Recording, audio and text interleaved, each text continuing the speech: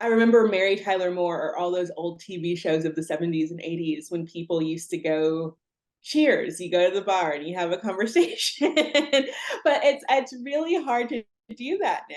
Getting to have reflective and meaningful conversations is not common, it's rare. First, it's most definitely discomfort.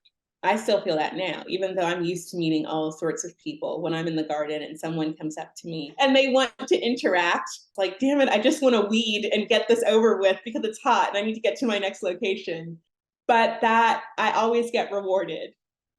I felt like I became friends with the person really like quite quickly. It's like when you're a kid and you go to the playground and you make a friend, but it's only a friend for that time because you might never see them again.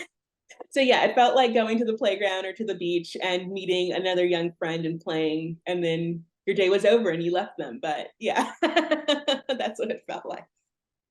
Right after my Civity training, I actually tried it out in one of our garden volunteer hours. We had that day a group of high school students, as well as our regular volunteers at one of our gardens. I'm used to giving people a task and just hoping that conversations happen on their own.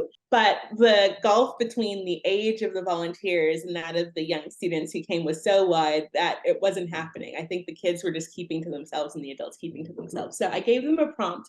The kids were like, what? Ever?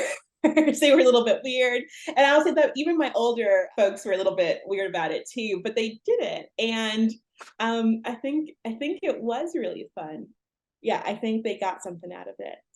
Perceived differences, I guess, aren't as big chasms as I perhaps imagine them to be. I don't know. When you're talking to someone who's so completely radically different from you, you often think, different education level, different income bracket, different life experiences just mean that there will be very little common ground. And sometimes there is. But I do think there's something about being able to connect with someone in the art of conversation. And I think there's something about this format that allows us to remember that no, we're all speaking the same language, and that there are many ways for us to connect, even though there is this big gulf of difference. And so I think when I think of Civity and the practices that you guys try to encourage, it is one in which I feel it makes me feel hopeful in the practice of doing it.